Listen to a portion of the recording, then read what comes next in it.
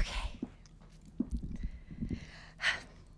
Oh, it was just a normal 121-degree day in May in beautiful Scottsdale, Arizona. I was lost in my own science fiction movie, and for once in my life, I didn't want this starring role. I'm an LA girl, born and hell-raised, the quintessential Angelino, wild child, show-busy, and now a self-actualized, self-deprecating, self-assured mother of a 3-year-old Power Ranger son named Chase. We were survivors of the earthquake of '94, but our life was literally in shambles.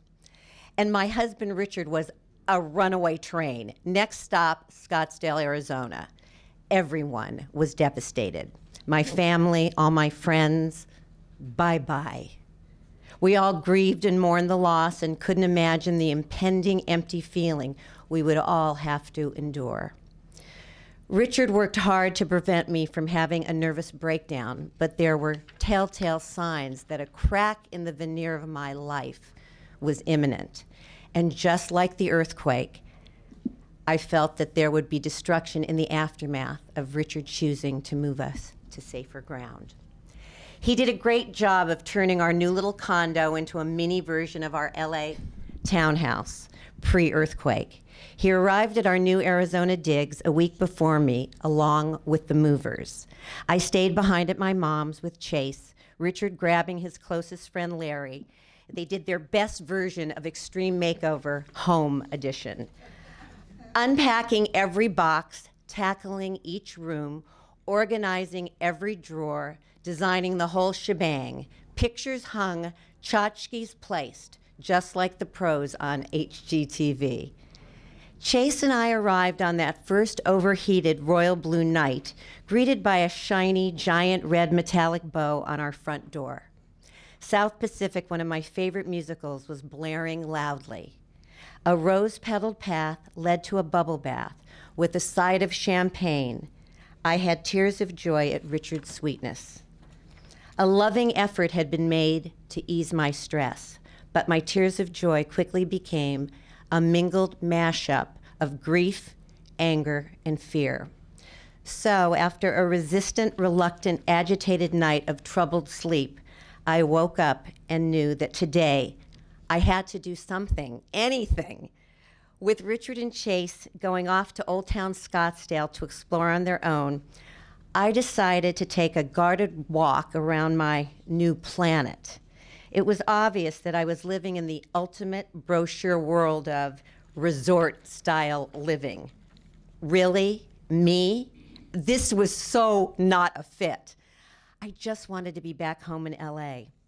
I remembered my wedding vows, for better or for worse, in sickness and in health, suddenly became, for better or for worse, in sickness and in hell. I walked out my front door and was met by the blazing Arizona sun and a hot, blowing wind. Face to feet, this experience was like turning your oven on to 465 degrees, stepping inside, then turning on your hairdryer. I walked into this other world, definitely lost in translation. And then there was the signage, just like the signs you'd see in a botanical garden describing all the local flora and fauna. Stop! Be aware of scorpions, wolf spiders, and desert tarantulas. Caution when wearing sandals. I was wearing sandals. Stop! At night, pay close attention to sightings of javelinas and coyotes. What the hell is a javelina? Do not feed. Caution, could be rabid. And then there was the cactus. Two in particular come to mind.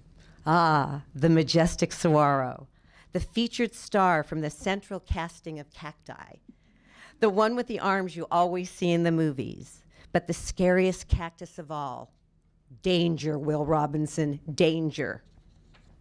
Stop, jumping barrel cactus. Keep your distance. Stay at least 2 feet away. Get too close, and apparently this cactus attacks without warning. What? Yes, yes. This breed of cactus will spew its needles into its nearby target, and it will cause severe pain, along with a possible allergic reaction similar to anaphylactic shock. Okay, now I was really lost in space. Then I saw it, the pool. Big, no, huge, no, gigantic. Turquoise blue water.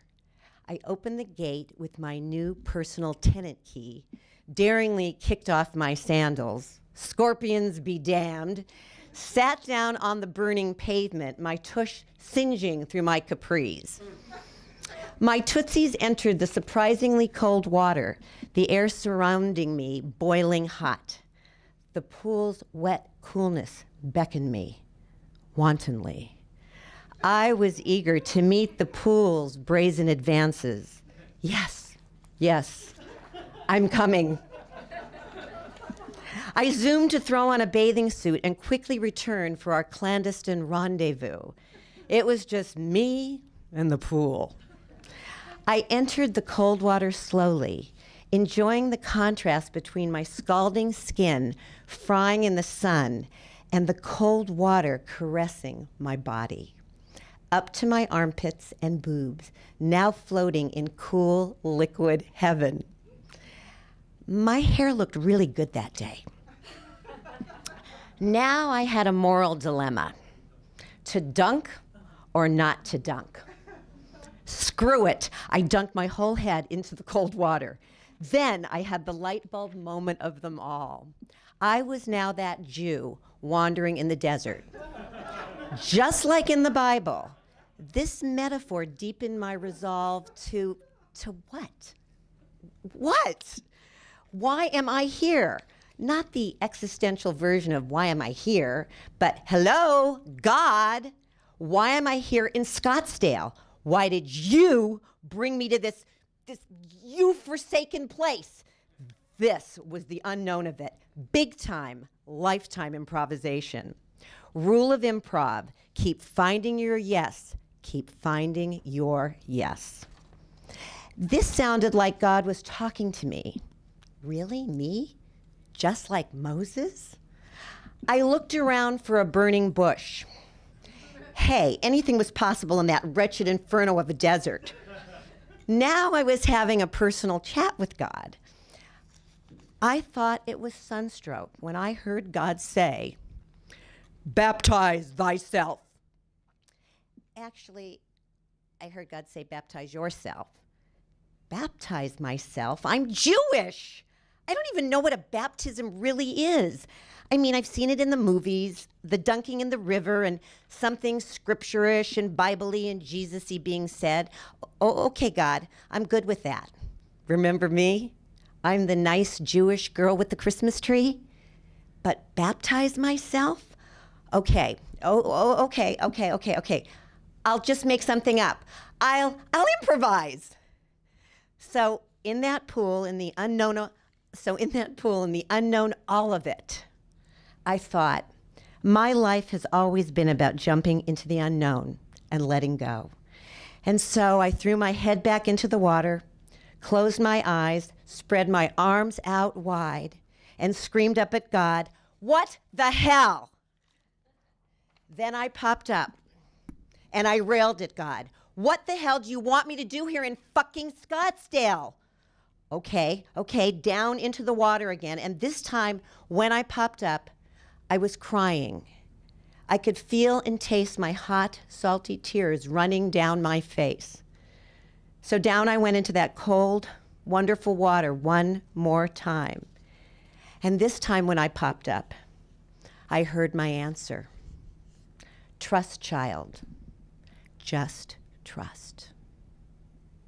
Thank you.